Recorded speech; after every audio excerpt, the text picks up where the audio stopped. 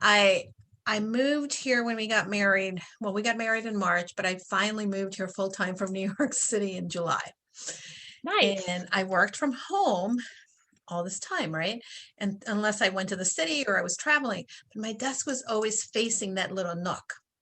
And the Okay. windows were always behind me. And then all of a sudden I was like, why have I been facing the wall when there's a whole world out there that I can see? Yeah, genius. Brilliant, brilliant, It was brilliant. Just a brilliant. It little was shift can make a huge difference, right? absolutely. I just talked about that in my Facebook Live. How it's the compounding effect. It's not like you have to change 100% today. You just have to one step at a Yep. time shift. Big Yeah. fan of that. Big fan of that. But Suzanne Orlando, welcome to Casa de Confidence. Yay. Just give me 1 second. Of course, Yeah, my AirPod just popped out. that's all right. Take your time. Yay. I'm so excited to be here. I'm so excited that you invited me. This is awesome.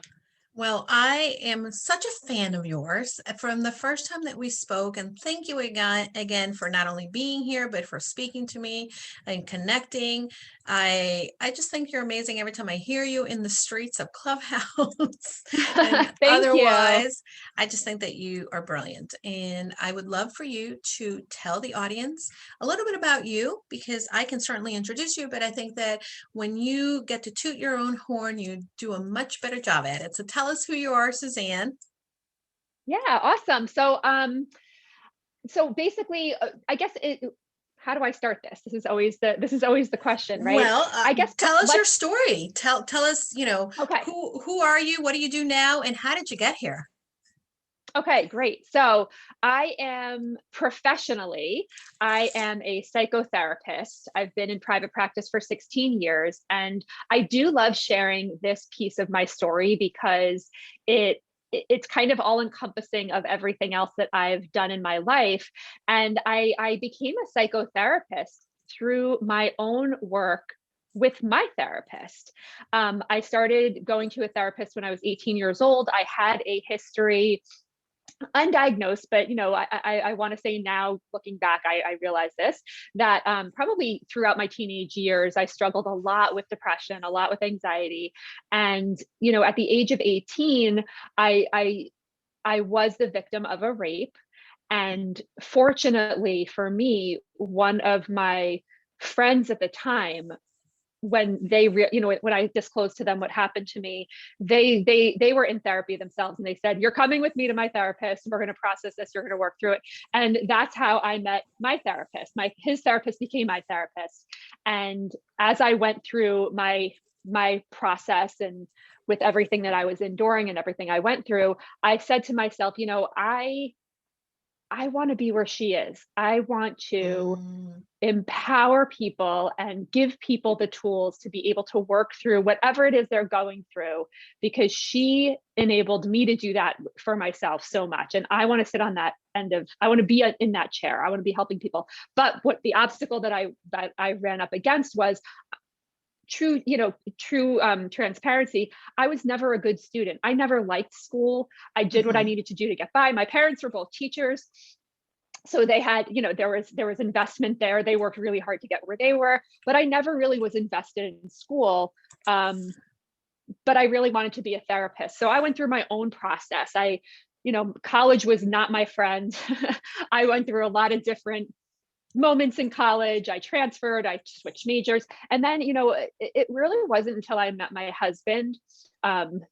When I met my husband and started dating him, I was in a really, really bad space emotionally. And I didn't want to continue college, but I did want to, again, the world of psychology, the world of therapy was mm, something that always called me. And through meeting him, he really, in a very short period of time, he kind of helped me switch my mindset without knowing he was doing so, because he believed in me. mm, And yeah, um that really enabled me to say, you know what, let me do this. So I started and like most of us, when I became empowered and that was validated for me, and I started to focus on what I really was interested in, which was psychology therapy in school, I like flew because that was what I needed to Mm, focus on because I was really motivated to do that. So that's kind of like the backstory of where I became, how I landed in this field. It was through my mhm, own process and through really wanting to be in that chair that my therapist was in. And just as part of the story, because this is a little bit different in my world of a therapist right now, through the work that I was doing. Yes, I did maintain contact with my therapist, which is unusual in a sense because right. there is a clinical relationship and Mhm, there's boundaries and there's ethics, but we had, there was something different about our understanding. And it was kind of a joke when I was going through my process with schooling and licensure. She would often say, we're going to work together one day, we're going to work together one day. Well, when I got my clinical license and I needed to gain experience in diagnostics and things like that, she had started she had room in what she was doing. She called me and she said, mhm, would you like to do intake and assessments? I'll supervise you. So we started kind of working together in that space. mhm, And then when I got pregnant with my daughter, as I was exploring the world of private practice, she, for the first time in her career, was going to start taking on associates. And she mhm. contacted me. We were in touch this whole time. And she invited me to be the first associate that she took I on. love So it. lo and behold, we are now colleagues. We've been working together in the same private That's practice so cool. since I've started. So our story is really unique. And we always say that one day we want to write a book or we want to do something about Oh, that for connection sure. because it really sets us apart from a lot of people. So that's kind of like the long and short story of how I became a psychotherapist, which I is, think I guess, one of the I pieces of love that questions. so much. I have to tell you, the first time I went to therapy, and I highly recommend that everyone should do therapy. The first time I did therapy, I was 20, maybe 26. Yeah, 25, 26. And coming from a Hispanic background, part of me is Hispanic. I think that there is, and I want to help fight this. There's a stigma to therapy, Yeah, 100%. and I was ashamed to tell people I was going to therapy at first, um, because, and then I'm not even going to go into it, but yeah, I there were some not so fun things that I was told, and I was led to believe that maybe there was Yeah. something wrong with me. But Oh, my first therapist, I love her. Gail, and to this day, I am so indebted to her because I think that she helped me not only believe that there was nothing wrong with me, but she was sort of this guide that took me under her wing. And I was a young woman, and when I was in, and you know I would fight her a lot along the way. I think you're depressed, you need medication. Oh, I'm not crazy, I'm not taking medication. It was the kind of thing where I look back, I'm like, oh my gosh, Julie, for the love. But it is something that has helped me, and some of the tools that I learned from her are tools that every day I use in my life as yep. an adult, and it has helped me process. And then, I again went to therapy when I was married to my ex-husband. We went to marriage counseling. This is when I was first introduced to cognitive behavioral techniques or Oh, therapy. yes. Love that. I actually, this is a funny story. I'm going to share. I went to Go ahead. therapy at the Albert Ellis Institute. Oh Um, my God. yes, and wait, and That's impressive. you may appreciate this. The woman who was our therapist, she was like fantastic. Also, not going to name her by name, and she just would speak about Dr. Ellis, because obviously Dr. Ellis, who is the founder, and he lived in the penthouse of the townhouse Wow. in the Upper East Side, and he was in his 90s at this point, and she was Yeah. Australian and beautiful accent. So I used to love and just like listen to her speak because that was so amazing. But Yeah. she would always fangirl and about him. Over Ellis. I was going to say I would Right. be doing the same. Well, first of all, she married him. She married him. Oh my goodness. So, and you can look up the whole story. You can, if you Google him, she comes up because, you know, they were married. So yeah, so that's my claim to Wow. fame when it comes to cognitive behavioral. Even though my coaching certification in CBT, that's my fun story about that. But That's a again, really fun story. I learned so much from her and from the process of, Yep. you know, is what you're thinking true? Yeah. Right. Yeah. And so, I, yeah. yeah. I love that you put that out there, Julie, too, because it's, a lot of times, not that this is about convincing people to go to therapy, but a lot of times when we think of therapy, oftentimes we think of a couch, or we think of Mhm. just kind of speaking and having someone write down, or Right. just be that mirror for us. We don't, and we think about diving into our childhood and uncovering all the where there's necessary there's necessity for that, Right. depending on your situation. But Mhm. most of the time, it's where are you at right now, and how do we get you to use strategies Mhm. to take your next steps? How do we do that in a place where we're going to hold you, in a place where we're going to support you? And I think that is a big piece of the therapeutic process too, depending on who you go to. But that is also something to be seen, because most of the things that we want to do in life, whether it's through therapy, whether it's through finding a coach, most of the things that we want to do in life, we have this misconception that we're supposed to know what to do. We have this Mhm. misconception that if we want to do fill in the blank of whatever it is you want to do, that we're gonna know how to do it. We're gonna know the process. We're gonna know the steps, and we're gonna do it flawlessly. And we're Oh. gonna be so successful at it the first time. And I think that that's what, number one, it prevents most people from taking their steps forward. Mhm. And it also, if we do want to take our steps forward, we're constantly hitting a wall because we don't know how to Yeah. do it. And it's not because there's anything wrong with us. It's because we just haven't learned how. We haven't learned the Right. process. And that's why there are people out there who exist to guide us along the way. Yeah, and you use one of my favorite phrases, and I'm so excited and that you used it.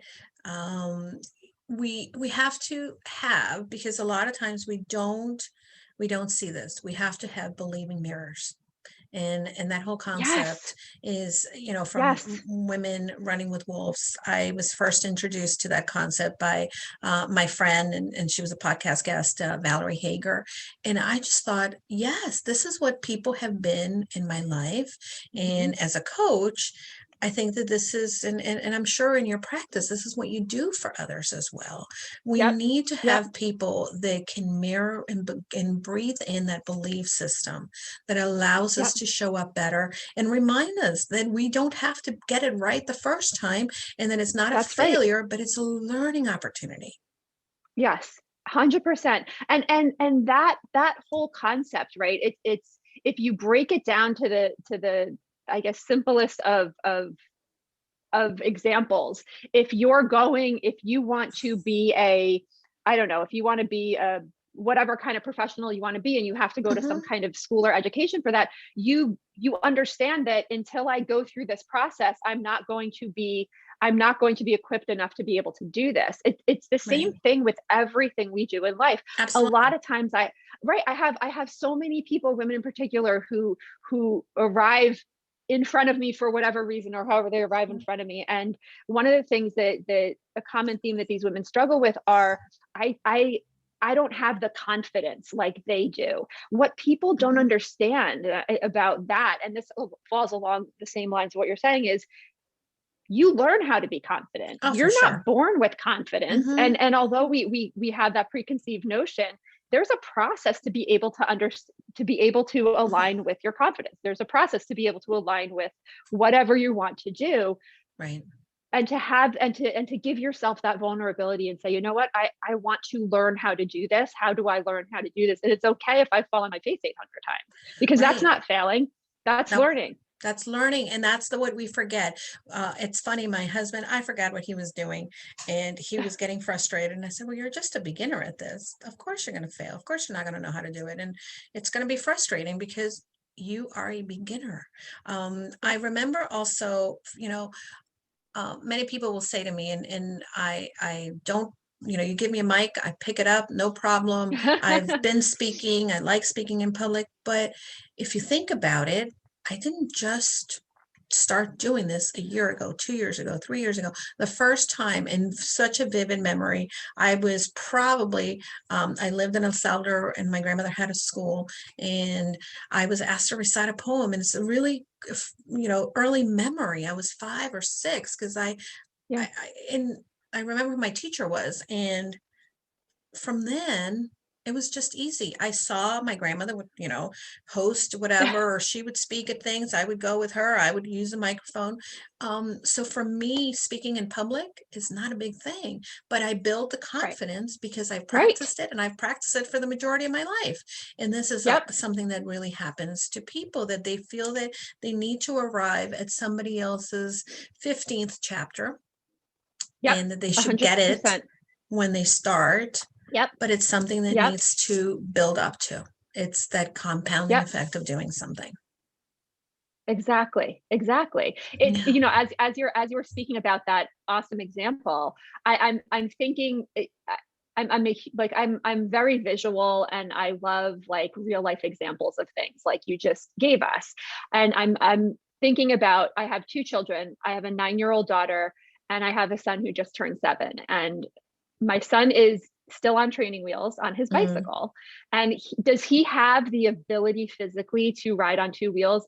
Absolutely. I see it all the time with what he's doing and what he's experimenting with on his bike. But he is not at a place where he's ready to do that yet. But I Right. know that when he takes his training wheels off, it's going to take a little while, but he's going to get it and he's going to fly. But I think that Right. and my daughter, so my daughter's 9 years old.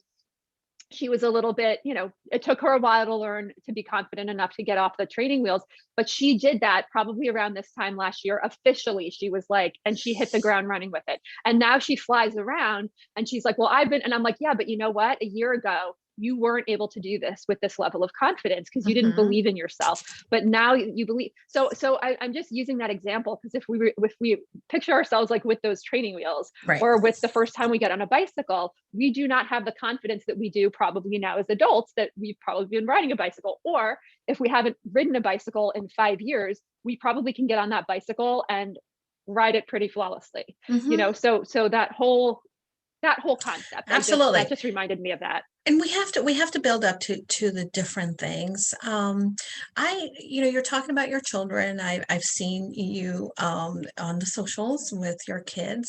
Tell me a little bit about, because I think that a lot of people have navigated as moms and parents this Hmm. Hmm. whole COVID world of online learning, going back to school, coming back, and we are Hmm. beginning Hmm. to open up. Yeah. Um, Tell me a little bit about what are some of the tools that you used as a mom to Hmm. navigate this whole process with your kids, and how are you supporting them? Because there is a level of trauma, I think, that the whole world has gone through, right? And Hmm. it's important to Hmm. be able to address these. And I would love for you to share with the Hmm. listeners, from your expert perspective as a professional, but also as a mom, Yeah. what are some of the best Yeah. practices?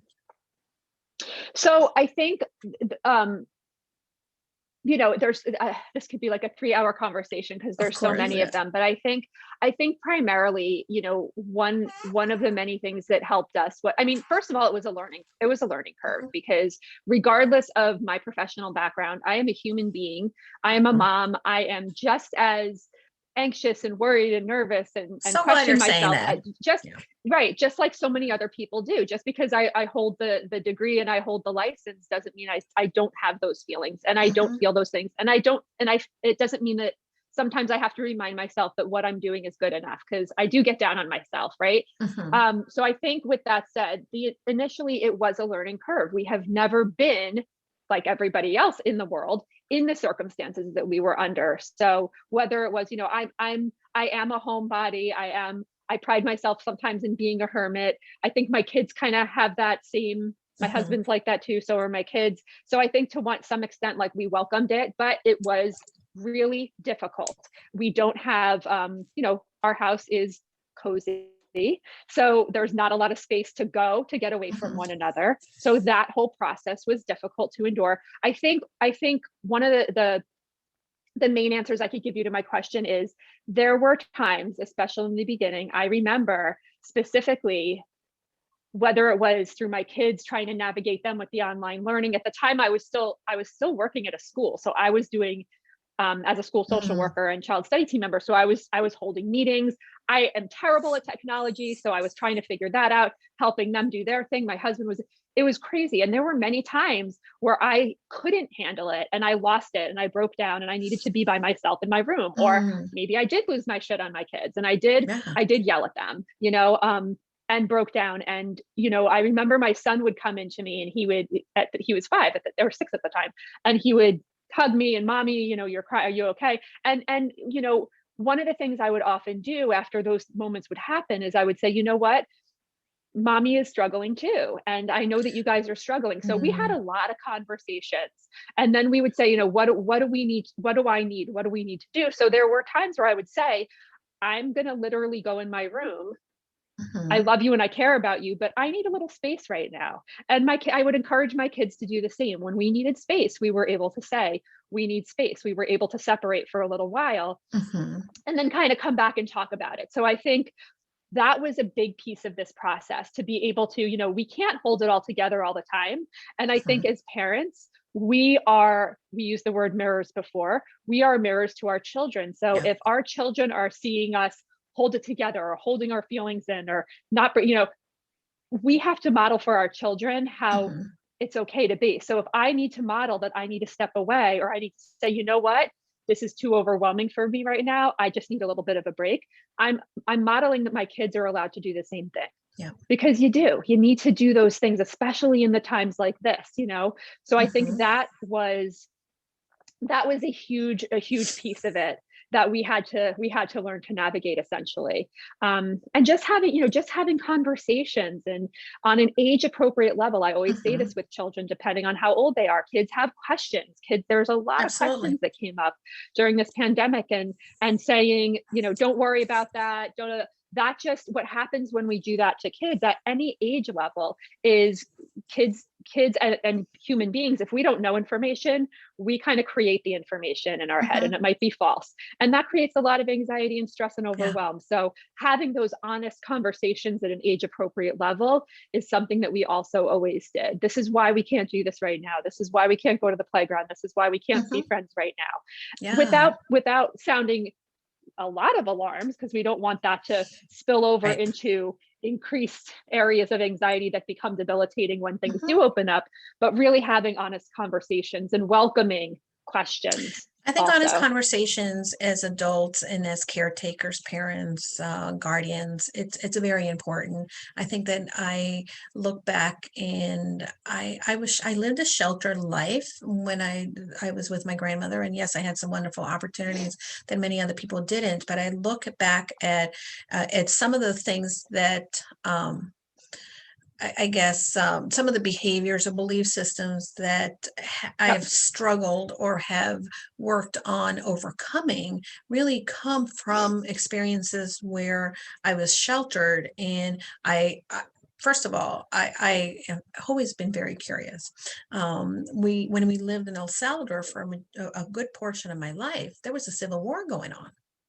Oh my goodness. And that I think that, that as a child in these formative years, I had questions and Hmm. I wanted to talk about it because there's things that they certainly weren't able to shelter me from when you had gunfights in front of the house, Yep. or, we Yeah. Oh had my to God. have, a driver that carried a gun or things like that. Um, as a child, you accept a lot of what's going on, but having had a conversation, and understanding and really, and thankfully, I think that I've been able to, as an adult, process a lot of that. But what are all of us have experienced are things that we need to be able to have a conversation about. And it doesn't mean that you're Hmm. intensifying it or but you are allowing your child to process. You are allowing your child to, Yep. create understanding in their level that Yes. can help them in the Yep. long run. So, Absolutely. yeah. Absolutely. And sometimes, people get afraid to have conversations like that with Hmm. their kids because they don't know, is this going to give them nightmares? Right. But I think I always say my professional response to that is always, it is better to have an age appropriate conversation Uh-huh. and answer questions on an age appropriate level than to have the latter where you don't talk about it and they create their own scenarios, which can Right. lead to bigger problems. Absolutely. I remember when we first went into lockdown, I was probably FaceTiming with my 7-year-old niece almost daily. She's in Miami, Yeah. and one of the things that I don't even know how we started. And I said, and she said, "Can we write a book?" And I said, "Sure, let's write a book." And I Oh. said, "What do you want to call your book?" She's like, "How about the virus?" And I thought, like, it took me by surprise. She's an only child, Hmm. and Hmm. so then of course, the teacher and me had to use the opportunity. So tell me about the virus. What is Yes, this about? great question. Yes. And really like trying to initiate and find out, and then give her information that, like you said, right, it's age Yep. appropriate. Yep. But obviously, this caused me to be home. Daddy is working a lot of hours, and it was because he's a police officer, right? So he was one of Uh-huh. those Oh, frontline okay. people, Yeah. so it Yeah. was Yeah. really shifting her life in many ways. Yep. um and she had questions, she needed to talk Yeah. about him, and I think that this is so important, because Of obviously, course. it's when things happen, being able to process them and not stifle them is one of the Yep. best gifts that we can give ourselves or each other. Suzanne, we've gone in Absolutely. so many different directions. I want to talk a little bit more about you, and who would you say in your life has been one of the persons that has inspired the most? Well, I would say my therapist, number Hmm. one, she has. This is a hard question. I mean, Julie, this is a great question, but this is a hard question. Thank you. Who has inspired me the most? I I don't I don't want to say I don't know because I do. It's just a lot to think about. You know,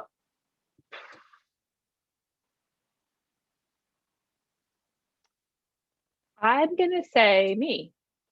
I love that. You're the first person And who says that, and I so love that.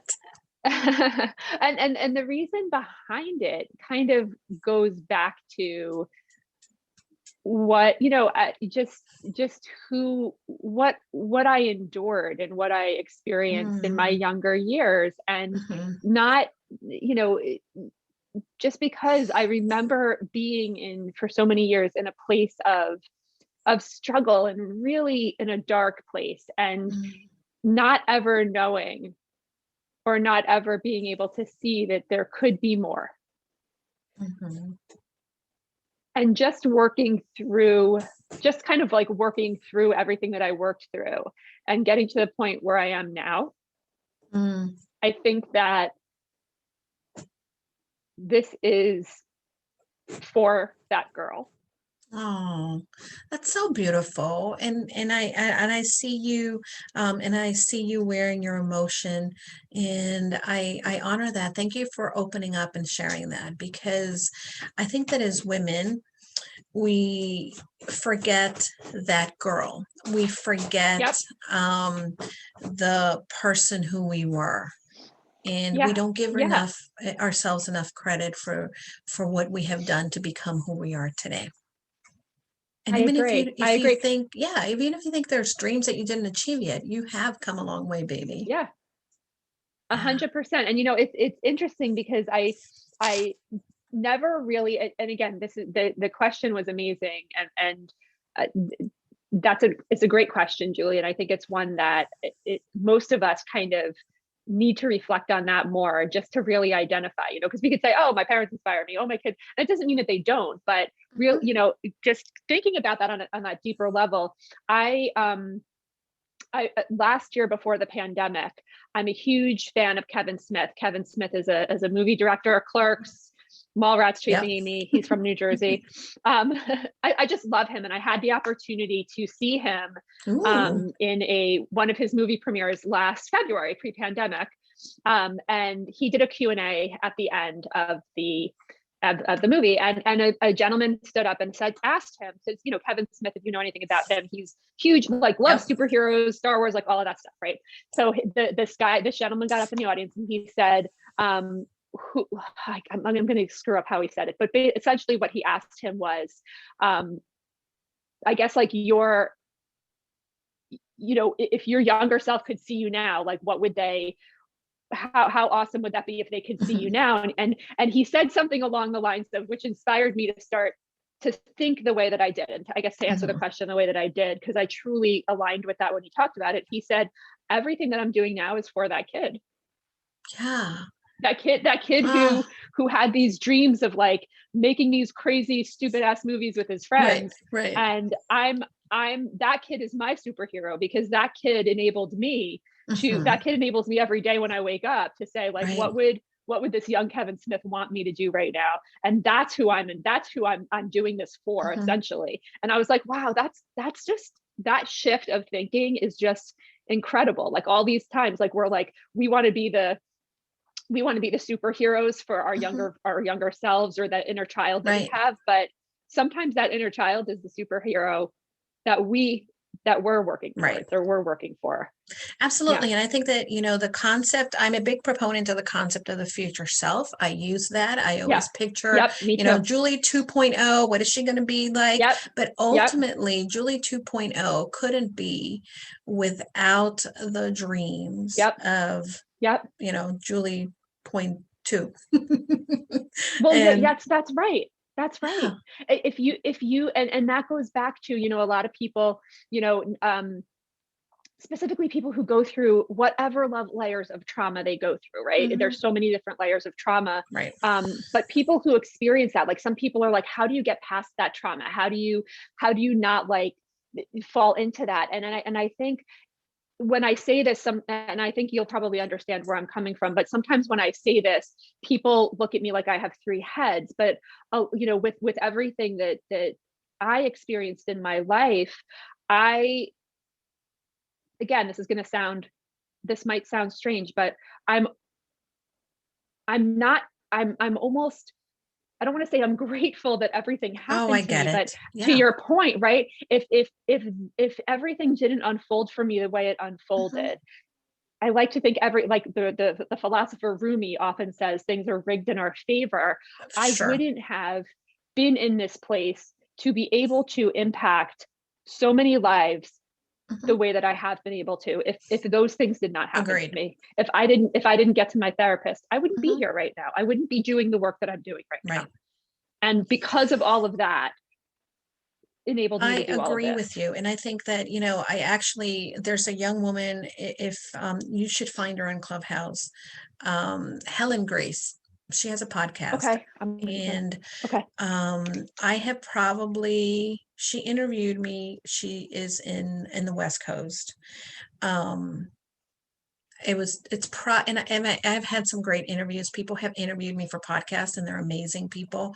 But this young woman, I don't know how, but she took a little knife, she put it in my heart, and extricated like such deep emotion and feelings that it kind of felt like a therapy session. But one of the things that she asked, and I don't remember how she asked it, and she hasn't aired the podcast yet, is, do I regret the failure of my marriage or my first marriage? And I would not be the wife. I would not be the person that I am. And I don't regret any of it. There were some good times, whereas there's some sadness and pain. And do I look at, Julie in her 30s and look at what she was trying to do and who she was trying to become, and, really trying to become something she wasn't because she was trying to please somebody else.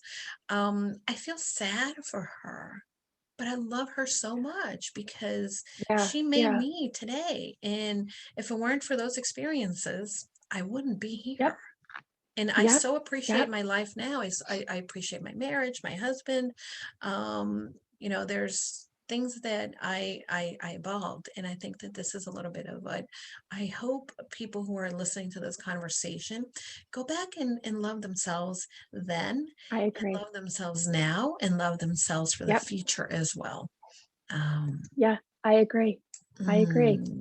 yeah. That's awesome. I definitely have to check Helen out, and I want to hear you on that podcast Oh, well, too, thank you. You and have to all of those get on her. I'm buildings. going to tell her she has to have you on her podcast because she's fabulous. I think that she just actually, and you would have a lot in common. I believe she just graduated with MSW. Um, so she's Awesome. terrific. Yeah, Yay. she's awesome and That's such an great. That's insightful young great. woman. Um, your husband, you live in New Jersey, I right? do. Yes. And you live in Bergen Yep. County, if I remember correctly. I do. I have I family in do. Bergen County. I have spent many a time, sometime. Well, first of all, I worked in Bergen County for many years, and then my family lives in Oh, Bergen nice. County. So Yes. I know Route 4 quite well, Route Oh, 17, yes. Yep. Yep. all the malls. I used to Yep. Oh, go yes. to oh gosh, what is the name? Oh, it closed down, whatever. But spend many times in that Route 4, driving up and Oh, down yeah. with some friends. Oh, yeah. Um, Me too. We what? probably saw each other. Yeah, I know. What do you love most about you live in the tri-state area? You're close to New York. Yeah. You're in New Jersey. You can go upstate. Then what do you love most about where you live and where you are? I mean, I guess I grew up like 5 miles down the road from where I am now, and I haven't really left. So I guess the familiarity with it, the access to the bigger city if I want to do that, the access to more country kind of land if I want to go and have and do that. And it's not too far away, close to the beach, that Right. nothing is terribly far away. So I do love that. I like the proximity and I guess the familiarity, right? I talked before about how I kind of define myself as almost like a hermit. I do love socializing. I do love going out. I do love doing those crazy things too, but I like to be familiar with things. I would also say though, that one of the things you talked about regrets before, and a lot of times when I'm have the opportunity to speak with people who are younger, I'm 45 years old. So people who are younger getting out of college, I had opportunity to work with masters of social work students and Mhm. supervise them as they're going through their schooling. And one of the things that I often say to people is, I regret most not exploring more when I was younger. Not that I can't do that Mhm. now, but it's a little more Right. challenging. But when I had the opportunity when I was younger, there was always a fear attached. I don't know if it was, I don't want to spend the money. What if I get in Mm, debt? Or how am I going to do this? Or just being afraid to explore new territory. That is one thing that I wish I had done, even to the point where to explore living in a different place. yeah. Living in a different state, living in a different part of the country, even for temporarily, those are Mhm. things that I didn't choose to do, and I really wish I had done those things. So whereas I love where I live, I really, I really have a travel bug, and I wish that I had done that late earlier in life. But I Right. certainly am aligned with the fact that that is something that I am ready to do in my next Oh, phase right I now. love it. I'm ready to start traveling. Yes, yes. Yeah, I actually I was joking, half joking with my husband, that we should take a month and we should get one of those. I don't want to do an RV. Okay. I'm sorry for the people who like RVs, but I'm not an RV Nope. girl. But I Yep, want one yep. of those like retrofitted buses that look very cute on TikTok. And I want to I'm drive with around you. in Let's one of these go. cute little buses. Of course, Yes. he's like, why would we retrofit a bus? And that's going to be very expensive in gas. I'm like, but it looks very cute on TikTok and it looks It's gonna adorable, right? photograph well. It photographs is I much hear better you. than an Yeah, yeah, RV. Anyhow, but I would love to just do that. I love to travel. Traveling has been really one of my passions. I want to see the world, yeah, and I don't yeah, want to run out of time before I see the entire world. But yeah, yeah. that would be fun. I have to tell you, I'm looking forward to being able to come to New Jersey for some good diner food, for a real bagel. Oh, yes. Actually, you know what? I Oh, knew I was talking to you today, and I met a girlfriend for coffee. I only had coffee this morning. I haven't had anything to eat because I wasn't hungry. But then I was driving right. home from meeting her and I knew I was speaking to you and I thought I could go for a Taylor ham and egg on a bagel today. That would be delightful. I don't even know where I can Nice. get Taylor ham today. And Right, for those right. people who If it's don't know gonna what taste the Taylor ham same. is, you need to go to New Mhm. Jersey and get some. New Jersey gets a bad rap, but New Jersey is the Garden State. It's a beautiful state. It has so many Yes. wonderful beaches and so many fun people and things to do. I love it. So I'm gonna have to, we'll make a date. I'm gonna come to Bergen County because it's not too Yes. far. Yes. You know, I haven't been to New York City in over a year. This is the longest I've been without being to New York City. Right. So I mean, I haven't gone either since the pandemic, but I'm ready. And Broadway's opening again. that's right. Hopefully That's right. I'm that'll super that'll excited for that. yeah. I actually had, Yeah. I don't know if you remember him, Justin Guarini from American Idol. Yes. He Yeah. he was the runner up. I had him on the podcast. I haven't released the No episode yet. way. Yeah, Oh, so that's exciting.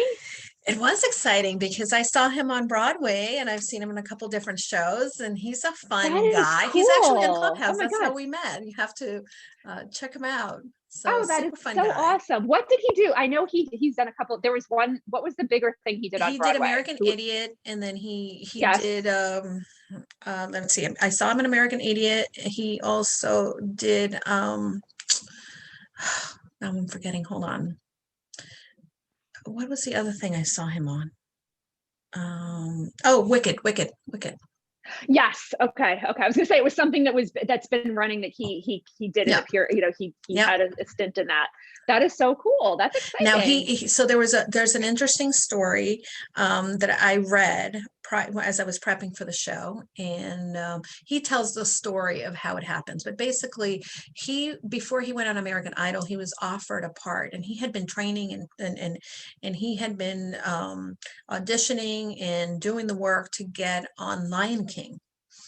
And then he got the Oh. call for American Idol and he went to American Idol and he was in LA and you have to hear him describe it on the episode, but he talks about getting the call saying you are in Lion King. And it was one of those spots that we get into life in which you have to make the decision like, do you take this door number one or door number two? Yeah. Oh. And yeah, but he's such a Well. nice guy, so talented. I love him. Yeah. Well, Um, it unfolded for him. I mean, in the best possible way through American Idol. Absolutely. And he's done some amazing things. And like what he talked about and a little bit of what we said during this episode too, is he had many choices. He took some roads and he doesn't regret any of it because it's led him to where he is now. And I think that this Yeah. is so Absolutely. important and it's a big lesson in life. Suzanne, tell me one last thing. What would you want your legacy to be for your children and for other people that come in contact with you? You have the best questions. Julie, Thank you you. really do. They're like these are like the questions we have to sit and think on. What do I want my legacy to be for my children and other people that come into contact? I think really just, I mean, I think just like self-belief, right? That even though things are hard or difficult, that there is a way to get through it. There is a way. I always say, like, when we come up against dead ends, how can I make a door? And even if I don't have the keys to that door yet, if I see the door, it's giving me hope that there's something on the other side for me. So Mm. don't give into the dead ends. Build, find the way, find the door through it. Have that hope, have that perseverance just to keep pushing and enduring through it, because when you get on the other side, it's going to be fantastic and you're deserving and worthy of getting there. I think that's not a fast answer, but I think that that's It's really it's a that's really what great it's all about. answer. And I love hearing you say that because I believe that there's always an alternate way. And Yes. leaving that as a legacy is so important. So thank you so much for sharing that and for sharing some of your Sure. time with Casa de Confidence. You are definitely what I call Yay. a confident dreamer. You're accomplishing a lot of different things. Where could people find you if they want to connect with you? Awesome question again. So I think the best place is through my Instagram. I'm at anxiety_alchemist is one of the places. I also, my website, www.suzanneorlando, so my full name.com. And that has all the links. It has a link to my Facebook group. It has a link to, other things that I'm doing. It has a way to get on a discovery call with me if you wanted to just connect and figure Mhm. out how we can help move you forward in that needle. It has all of those links are connected there, as well as in my Instagram, in my bio. You can That's find it there. terrific. Now, I was going to close out, but of course I have one more question because it piqued my interest. And I meant to ask you this before in another conversation we had. Why Alchemist? Oh, that's a great question. So through the work that I did when I was building my coaching business, my business coach is a very remarkable, woo woo, very intuitive type of person, and she really challenged me. I'm one of the things I've already said this, and I'm completely transparent with it. Terrible at technology and coming up with titles, coming up with creative names, not my zone of genius. But what she did was she said, you have to, it might be a good idea to call yourself something like you're Suzanne Orlando, Mhm. which is great, but what can you, and psychotherapist, like, so that's great, but that's not what I want people to focus on in this aspect of your life. So what can you, we knew that anxiety was my zone of genius. Anxiety Mhm. is my wheelhouse. Can talk about it all day. An alchemist, when you look up the word, right, I think about people in almost like the Renaissance medieval kind of times who literally created potions and solutions for people Mhm. to feel better. And that's the whole concept behind it. So taking the anxiety, and I'm a solution creator. I'm a problem solver. I help people get through different strategies. So that's kind of the concept behind the anxiety alchemist. I love that answer, and I have to tell you that when I first met you, that was one of the reasons why you resonated with me so much because Oh, I was trying to find it before today, but I have so many journals. In one of my journals, I and this is probably in June sometime. Um, we I remember thinking that this whole pandemic and everything that we were experiencing was going to be sort of an alchemy for our lives. And we were going yes. to change tremendously, and we needed to be. And I felt like, especially in my journey, being laid off and starting this new journey and diving into coaching full time. And I've been doing it for so long on the side and as a volunteer or whatnot. But now this is going to be transformational for me as a person, Yep. and it was going to Yes. change, um, the not only and it's like you're changing from one substance to the next, keeping some of the same properties of the Yeah. who you are. And Yeah. yeah, I Yeah. love that. And I think that your work is so important. It's so needed. I want people to connect with you and find you and follow you. And if you are struggling with anxiety, if you want to talk to Suzanne and see how you might be able to collaborate, please make sure that you reach out to her. And thank you again for Thank coming to you. Casa de Confidence, Suzanne. Of You are amazing. course. I will see you in the streets and always the clubhouse. Sounds good, Julie. Thank you All so much right. for having me. Thank you so much. And then go confidently. Let's see.